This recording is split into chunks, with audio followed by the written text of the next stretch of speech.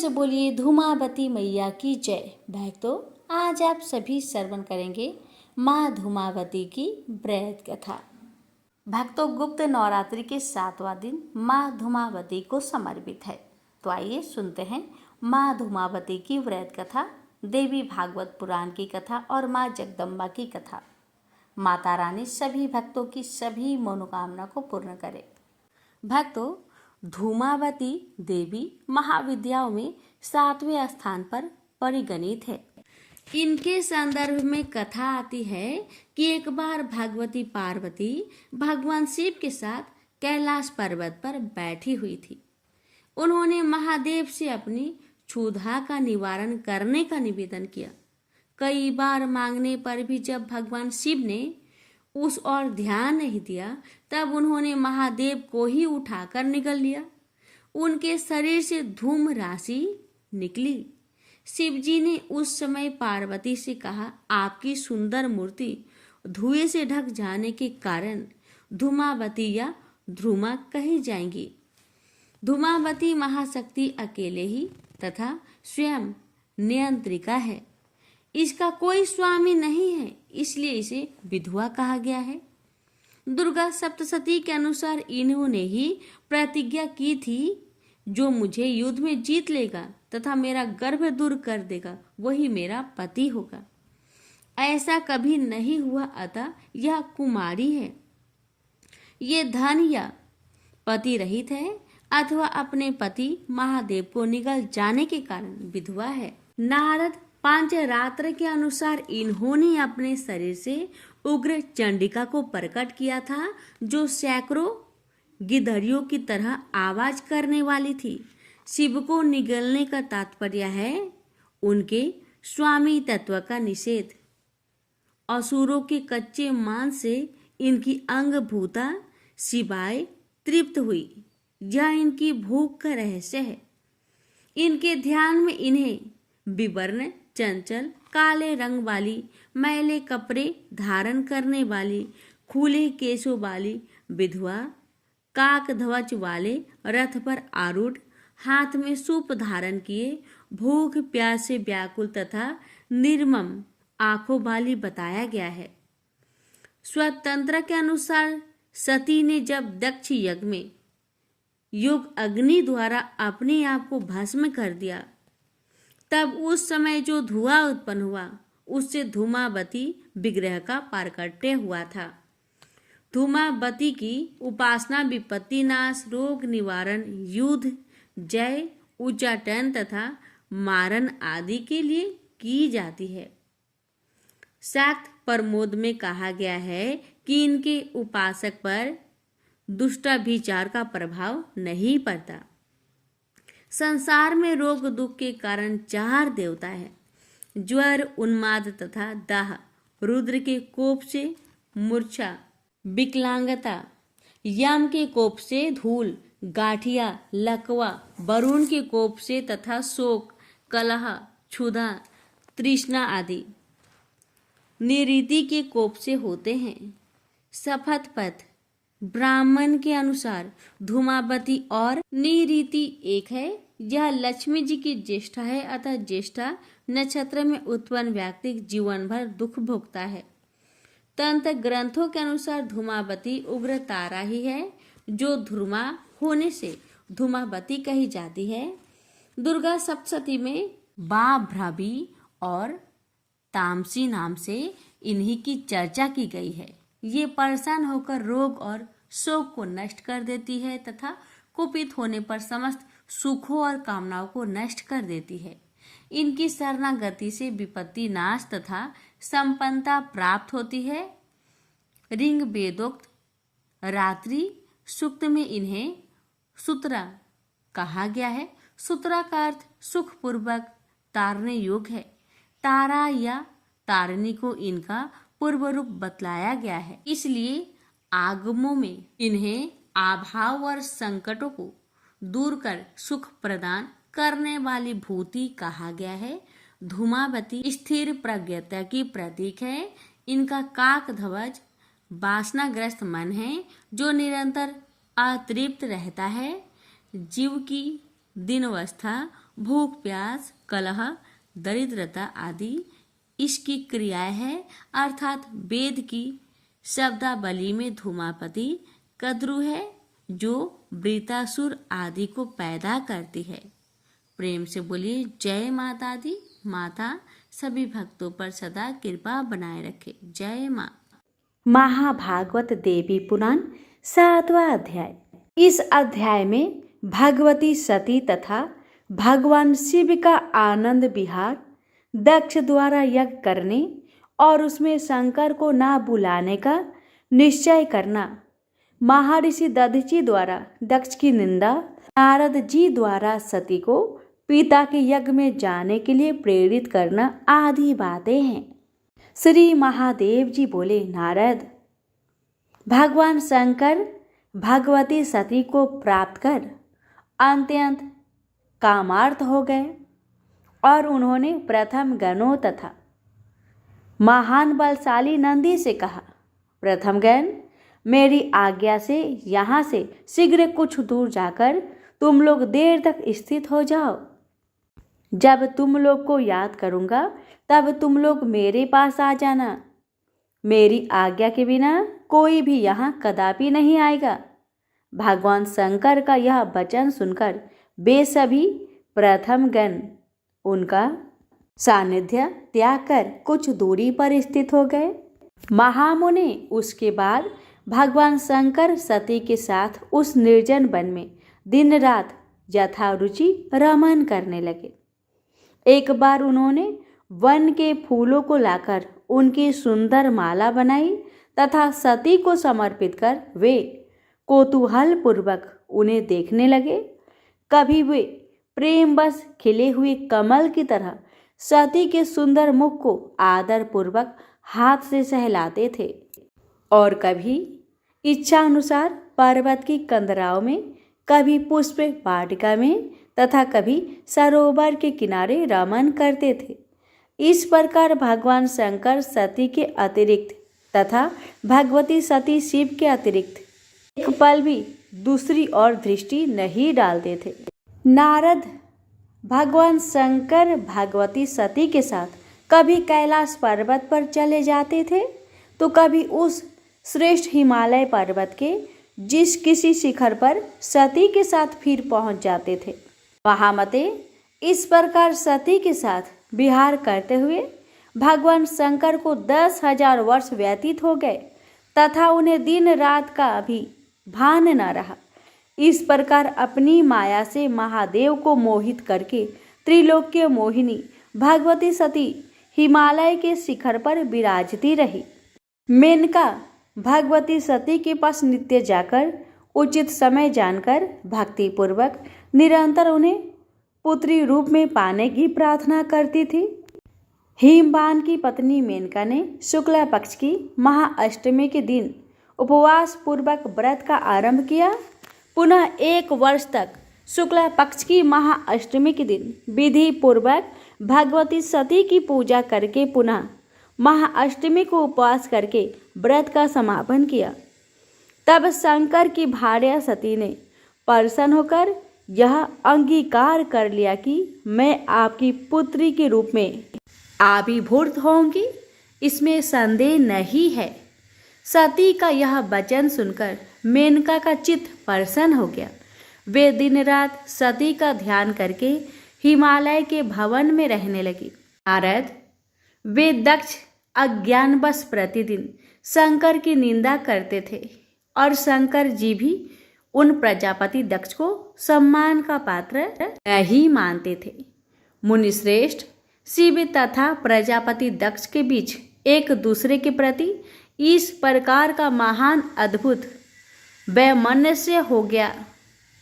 मुनि, एक बार ब्रह्मपुत्र नारद ने दक्ष प्रजापति के यहाँ आकर उनसे यह बात कही, प्रजापते, आप जिन्हें महेश्वर की प्रतिदिन निंदा करते हैं, वे उससे कुपित होकर जो करना चाहते हैं उसे आप सुन लीजिए। वे शिवे अपने भूत गणों के साथ आपके नगर में आकर भस्म तथा हड्डियों की वर्षा करके निश्चय ही कुल सहित आपका नाश कर देंगे। आपसे स्नेह के कारण ही मैंने आपसे यह बताया है। इसे आप कभी प्रकाशित ना करें। अब आप अपने विद्वान मंत्रियों के साथ इसके उपाय के लिए विचार विमर्श कीजिए। ऐसा कहकर वे नारद आकाश मार्ग से अपने स्थान को चले गए। इधर दक्ष प्रजापति ने सभी मंत्रियों को बुलाकर यह कहा, मंत्रीगण, आप लोग तो सदा से मेरे हित करने वाले रहे हैं, किंतु मेरे शत्रु के क्रियाकलाप का किसी ने ध्यान नहीं रखा। महर्षि नारद ने मेरे पास आकर ऐसा कहा, शिव अपने समस्त भूतगणों के साथ मेरे पुर में आकर भस्म, हड्डी और रक्त की वृष्टि करेगा, इसमें संदेह नहीं है। तो फिर इस संबंध में मुझे इस समय जो करना हो उसे आप लोग बतलाए। महामुने, दक्ष की यह बात सुनकर वे सभी मंत्री भय से व्याकुल हो उठे और उनसे यह वचन कहने लगे। मंत्रियों ने कहा, देवाधिदेव शिव ऐसा क्यों करेंगे? हम लोग उनकी इस अनीति का कारण नहीं समझ पा रहे हैं। आप तो बुद्धिमानों में श्रेष्ठ तथा सभी शास्त्रों के ज्ञाता हैं। आप यथोचित आज्ञा दीजिए, इसके बाद हम लोगों के द्वारा कल्याणकारी साधना अनुष्ठान किए जाएंगे। दक्ष बोले, शमशान में निवास करने वाले तथा भूतगणों के अधिपति शिव को छोड़कर अन्य सभी देवताओं को बुलाकर मैं यज्ञ का आयोजन करूंगा और समस्त विघ्नों का नाश करने वाले यज्ञेश्वर भगवान विष्णु को संरक्षक बनाकर मैं प्रयत्न पूर्वक यज्ञ संपन्न करूंगा। इस प्रकार पुण्य यज्ञ का आरंभ हो जाने पर वह भूतपति शिव मेरे पुण्य कर्म युक्त नगर में कैसे आ पाएगा?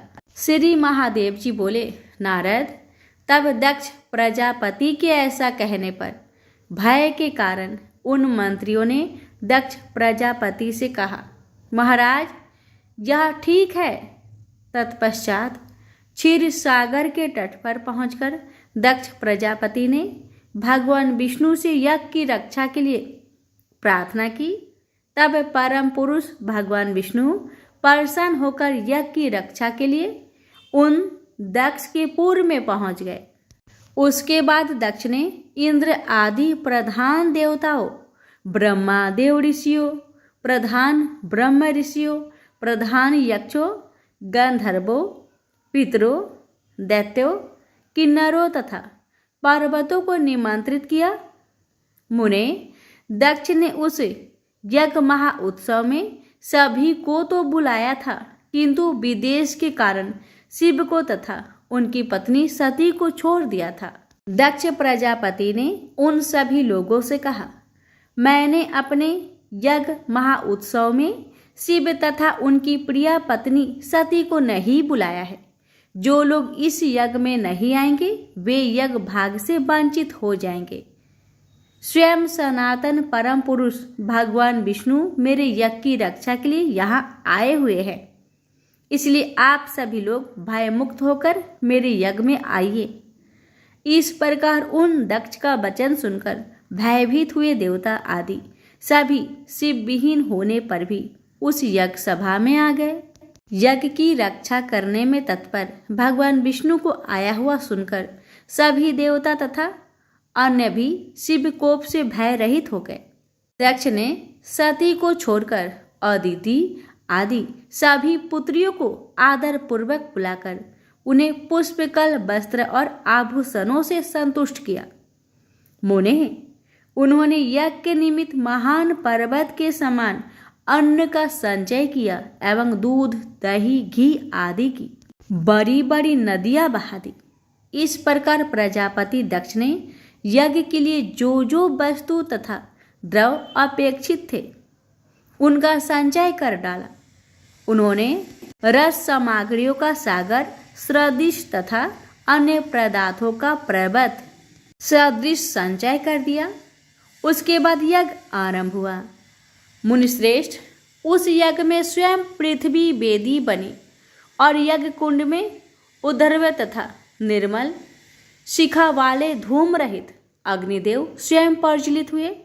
जो लोग उस यज्ञ में वेद पाठ के लिए नियुक्त किए गए थे वे सब के सब आसन पर विराजमान हो गए। महामते, यज्ञ की रक्षा करने वाले के स्वामी, जगत के रक्षक आदि परम पुरुष तथा यज्ञ स्वरूप साक्षात भगवान नारायण यज्ञ वेदी पर प्रतिष्ठित हो गए। इस प्रकार यज्ञ आरंभ हो जाने पर ज्ञानियों में श्रेष्ठ महामती दधीची ने वहां एकमात्र शिव को न देखकर दक्ष से ऐसा कहा। दधीची बोले, महान बुद्धि वाले प्रजापति, आप जिस प्रकार का यह यज्ञ कर रहे हैं वैसा ना तो कभी हुआ है और न कभी होगा। ये सभी देवता इस यज्ञ में स्वयं ही साक्षात प्रकट होकर अपने अपने यज्ञ भाग से आहुति ग्रहण कर रहे हैं। इस यज्ञ में सभी प्राणी तो आए हुए दिखाई दे रहे हैं, किंतु देवताओं के अधिपति शंभु क्यों नहीं दिख रहे हैं? दक्ष बोले, मुनिश्रेष्ठ, मैंने उन महेश्वरों को इस यज्ञ में बुलाया नहीं था, अतः वे इस पुण्य यज्ञ में नहीं दिखाई दे रहे हैं। दधीची बोले, प्रजापति, जैसे विविध रत्नों से भली भांति विभूषित होने पर भी प्राण विहीन शरीर बिल्कुल सुशोभित नहीं होता, वैसे ही महेश्वर के बिना आपका यह यज्ञ शमशान की भांति दिखाई दे रहा है। दक्ष बोले, दुष्ट ब्राह्मण, तुम्हें यहाँ किसने बुलाया है और तुम यहाँ क्यों आए हो? तुमसे किसने पूछा जो तुम इस प्रकार बोल रहे हो? दधीची बोले, मैं तुम्हारे इस अनिष्टकारी यज्ञ में तुम्हारे द्वारा बुलाया जाऊं या ना बुलाया जाऊं, किंतु यदि मेरी बात मानो तो सदाशिव महादेव को बुला लो, क्योंकि शिव विहीन किया गया यज्ञ फलदायक नहीं होता है। जिस प्रकार अर्थ से रहित वाक्य वेद ज्ञान से शून्य ब्राह्मण तथा गंगा से रहित देश व्यर्थ होता है, उसी प्रकार शिव के बिना यज्ञ निष्फल होता है। जैसे पति के बिना स्त्री का और पुत्र के बिना गृहस्थ का जीवन व्यर्थ है, और जैसे निर्धनों की आकांक्षा व्यर्थ है, वैसे ही शिव के बिना यज्ञ व्यर्थ है। जिस प्रकार कुश विहीन संध्या वंदन, तिल विहीन तर्पण और हवि से रहित होम निष्फल होता है, उसी प्रकार शंभु विहीन यज्ञ भी निष्फल होता है। उसी प्रकार शंभु विहीन यज्ञ भी निष्फल होता है। जो विष्णु है वे ही महादेव है, और जो महादेव है वे ही स्वयं नारायण विष्णु है। इन दोनों में से कभी भी कहीं कोई भेद नहीं है। इस प्रकार जो इनकी निंदा करता है वह स्वयं ही निंदित होता है। इसमें किसी एक की निंदा करने वाले से दूसरा कभी प्रसन्न नहीं होता। शिव को अपमानित करने की कामना से युक्त होकर तुम जो यज्ञ कर रहे हो, इससे अत्यंत कुपित होकर वे शंभु तुम्हारा यज्ञ नष्ट कर देंगे। दक्ष बोले, संपूर्ण जगत की रक्षा करने वाले भगवान विष्णु जिस यज्ञ के रक्षक हैं, उस यज्ञ में वह शमशानवासी शंभु मेरा क्या कर लेगा? प्रेत भूमि से प्रेम रखने वाला वह शिव यदि मेरे यज्ञ में आएगा तो भगवान विष्णु अपने चक्र से तुम्हारे शिव को रोक लेंगे। दधीची बोले, ये अविनाशी पुरुष भगवान विष्णु तुम्हारी तरह मूर्ख नहीं है, जो कि विमोहित होकर तुम्हारे लिए स्वयं युद्ध करेंगे। जिन विष्णु को तुम भगवान शिव से यज्ञ की रक्षा के लिए यहाँ आया हुआ देख रहे हो, वे जिस प्रकार यज्ञ की रक्षा करेंगे उसे तुम अपनी आंखों से शीघ्र ही देखोगे। श्री महादेव जी बोले। उन दधीची की यह बात सुनकर क्रोध से अत्यंत लाल नेत्र वाले दक्ष ने अपने अनुचरों से यह कहा, इस ब्राह्मण को यहाँ से दूर ले जाओ। मुनिश्रेष्ठ दधीची भी उस दक्ष की बात पर हंस पड़े और बोले, अरे मूर्ख, तुम मुझे क्या दूर करोगे? तुम तो स्वयं ही अपने कल्याण से दूर हो गए हो। दुर्मति, भगवान शिव के क्रोध से उत्पन्न दंड तुम्हारे सिर पर शीघ्र ही गिरेगा, इसमें कोई संदेह नहीं है। ऐसा कहकर मध्यकालीन सूर्य के समान तेज संपन्न तथा क्रोध से लाल नेत्र वाले मुनिश्रेष्ठ दधीची सभा के मध्य से निकल गए। तत्पश्चात शिव तत्वों को जानने वाले दुर्वासा, वामदेव, चवन्य, गौतम आदि समस्त ऋषि गण भी वहां से उठकर चल दिए। उन सभी ऋषियों के चले जाने पर दक्ष ने शेष ब्राह्मणों को दूनी दक्षिणा देकर महान यज्ञ आरंभ किया। नारद सभी बंधु बांधवों के कहने पर भी उस दक्ष ने सती को यज्ञ में किसी प्रकार नहीं बुलाया। उससे अत्यंत क्षीण पुण्य वाले दक्ष ने उस परा प्रकृति का घोर अपमान किया। दक्ष प्रजापति तो उसी समय महामाया स्वरूपिणी जगदम्बा के द्वारा ठग लिए गए।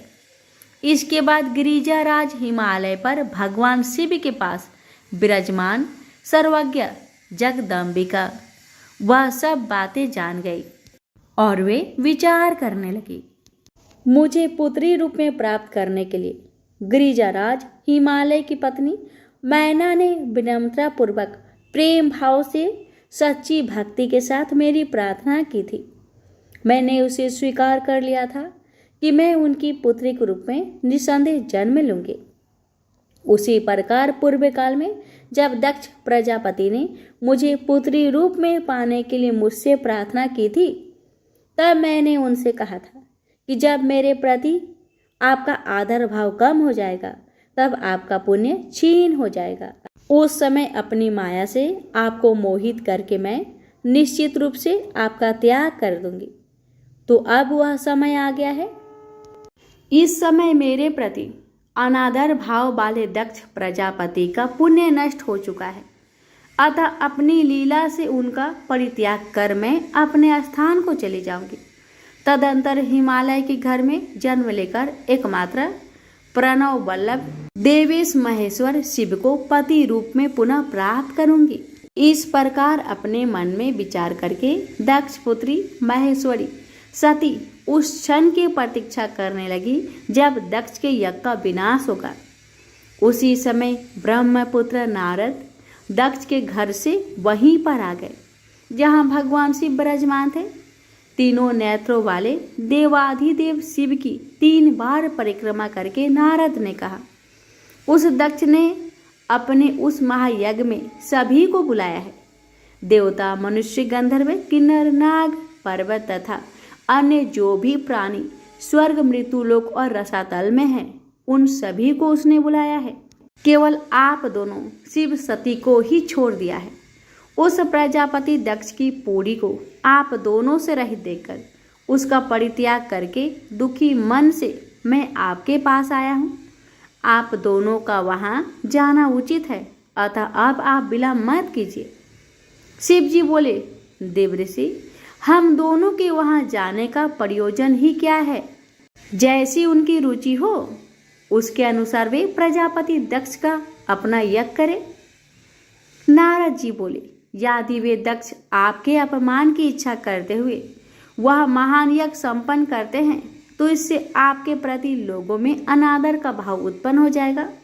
परमेश्वर, यह जान करके आप या तो अपना यज्ञ भाग ग्रहण कीजिए अथवा सुरेश्वर उस यज्ञ में ऐसा विघ्न डालिए ताकि वह संपन्न ना हो सके। शिव जी बोले, वहाँ मैं ना जाऊंगा और ना तो मेरी प्राण प्रिया या सती ही जाएगी।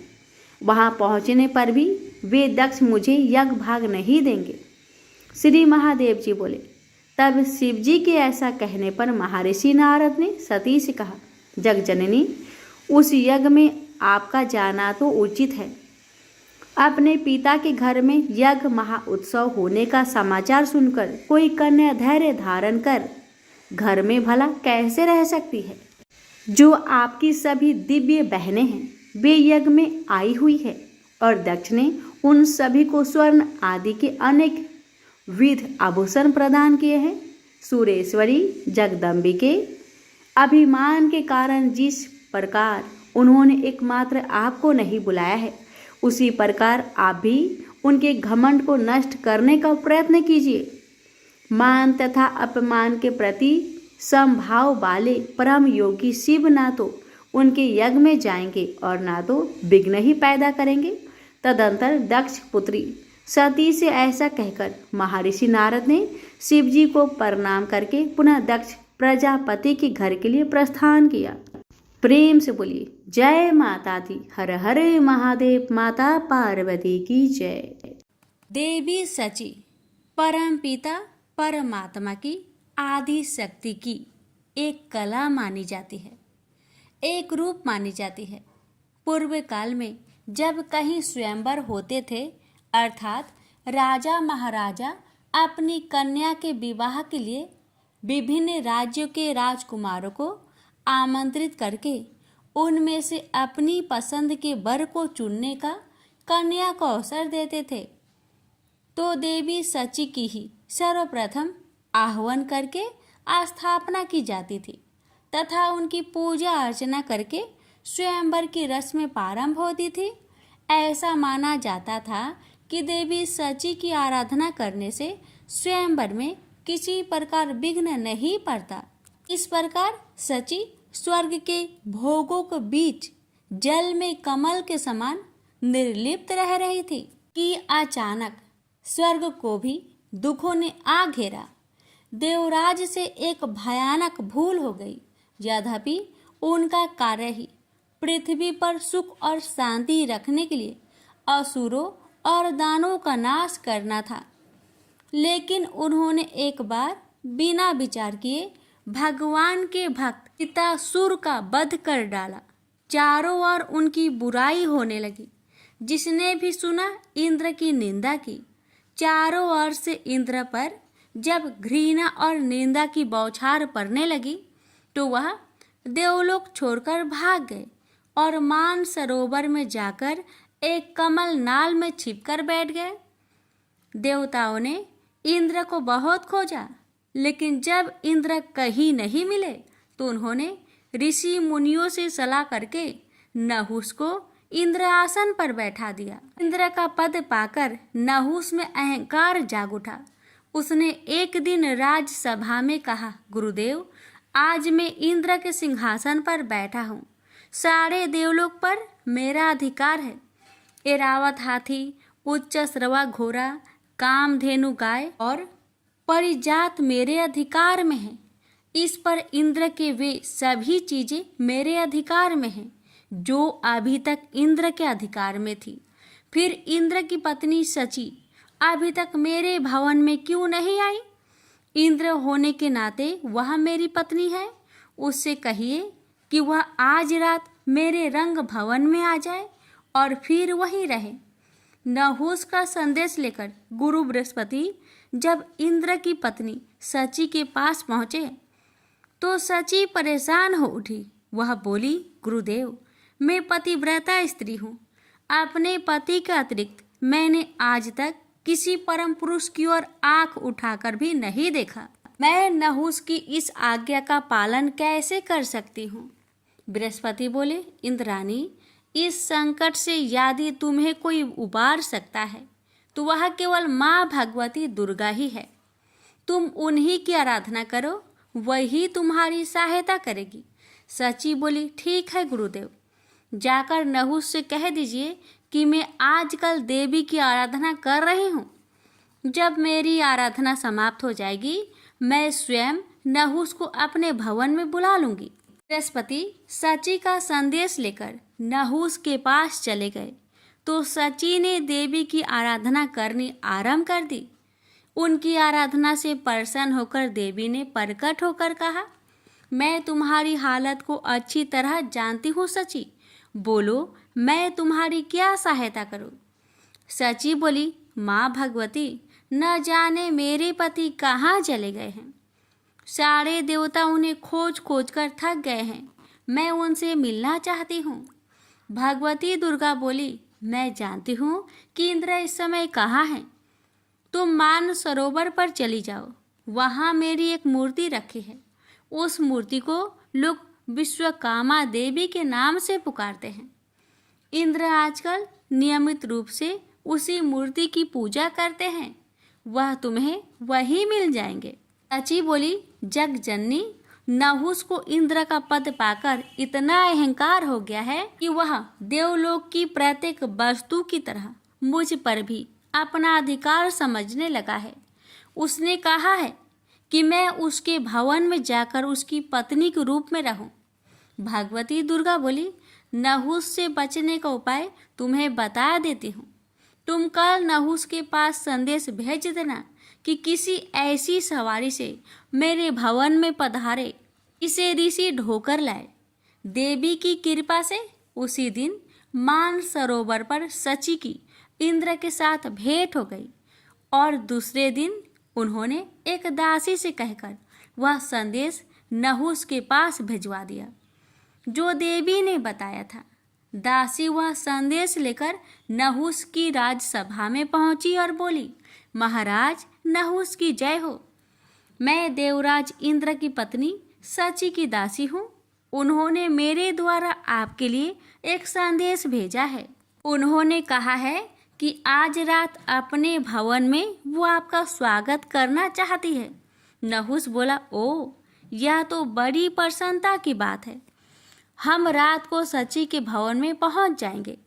दासी बोली, अवश्य पधारिए महाराज, लेकिन आप देवी के भवन में किसी ऐसी दिव्य सवारी में बैठकर जाए जिसे ऋषि ढो रहे हों। दासी के जाने के बाद नहुस ने सभी ऋषि मुनियों को बुलाकर कहा, आप सब लोग मेरी बात ध्यान से सुनिए। मैं आजकल इंद्रलोक ही क्या समूचे विश्व का स्वामी हूँ। जिस तरह इंद्र का राज्य और समस्त चल अचल संपत्ति का स्वामी मैं हूँ, उसी तरह पहले इंद्र की पत्नी सची ने भी मुझे अपना पति स्वीकार कर लिया है। ऋषि बोले, यह आप क्या कह रहे हैं महाराज? विश्वास नहीं होता। सची जैसी साध्वी स्त्री ऐसा कैसे कर सकती है? नहुस बोला, आपको विश्वास करना ही पड़ेगा, क्योंकि अभी अभी एक दासी ने मुझे आकर बताया है कि पिछले इंद्र की पत्नी सची ने मुझे पति के रूप में स्वीकार कर लिया है। ऋषि बोले, यह आप क्या कह रहे हैं महाराज? विश्वास नहीं होता। सची जैसी साध्वी स्त्री ऐसा कैसे कर सकती है? नहुस बोला, आपको विश्वास करना ही पड़ेगा, क्योंकि अभी अभी एक दासी ने मुझे आकर बताया कि पिछले इंद्र की पत्नी सची ने मुझे पति के रूप में स्वीकार कर लिया है और कहा है कि मैं ऐसी दिव्य सवारी में सवार होकर सची के भवन में पहुंचूं जिसे ऋषि ढो रहे हों। ऋषि बोले, ऐसी भला कौन सी सवारी है जिसे ऋषि ढोते हैं? हमने तो आज तक ऐसी सवारी नहीं देखी। नहुस बोला, ऐसी सवारी पालकी होती है। आप लोग उसे कहारों के स्थान पर अपने कंधों पर ढोकर ले चलेंगे। मैं इंद्र हूँ।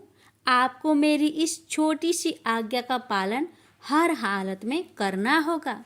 नहुस की इस आज्ञा को सुनकर ऋषियों को बहुत बुरा लगा। जी चाहा कि नहुस को श्राप दे दे, लेकिन अचानक उनके मन में माँ भगवती ने एक नई भावना जगा दी। उन सभी ने सोचा कि नहुस के सर्वनाश के दिन निकट आ गए हैं, इसलिए उन्हें शांत रहना चाहिए। नहुस ने बड़ी बेचैनी से शाम की प्रतीक्षा की। शाम होते ही उसने ऋषि मुनियों को बुला लिया और एक खुली हुई पालकी में जा बैठा। ऋषियों ने पालकी के दोनों ओर निकले डंडे उसके कंधों पर रख लिए और सची के भवन की ओर चल दिए। ऋषियों ने कभी कंधों पर बोझ ढोया न था, अतः पालकी के डंडों और बोझ के कारण 4 कदम चलते ही उनके कंधे में दर्द होने लगा था, इसलिए उन्हें कदम बढ़ाने में तकलीफ होने लगी। नहुस तो उतावला हो रहा था। उसने पालकी को शीघ्रता के साथ ले जाने के लिए कहा। बेचारे वृद्ध ऋषि जैसे तैसे पालकी को और तेज ले जाने लगे, परंतु नहुस को अभी संतोष नहीं हुआ। ने कोरों से ऋषियों को पीटना प्रारंभ किया। अगस्त्य ऋषि को इससे अत्यंत क्रोध उत्पन्न हुआ और उन्होंने नहुस को भला बुरा कहते हुए श्राप दे दिया। दुष्ट, तू अजगर बनकर पृथ्वी पर गिर जा और लंबे समय तक अपने दुष्कर्मों का फल भोग। और ऐसा ही हुआ। नहुस अपने पापों के प्रतिफल के रूप में अजगर की योनि में पृथ्वी पर सैकड़ों वर्ष तक पड़ा रहा। भगवती दुर्गा की कृपा से देवराज इंद्र पुनः प्रकट हो गए और देवी सची के साथ स्वर्ग के सिंहासन पर बैठकर आनंद पूर्वक रहने लगे। प्रेम से बोलिए भगवती माता की जय।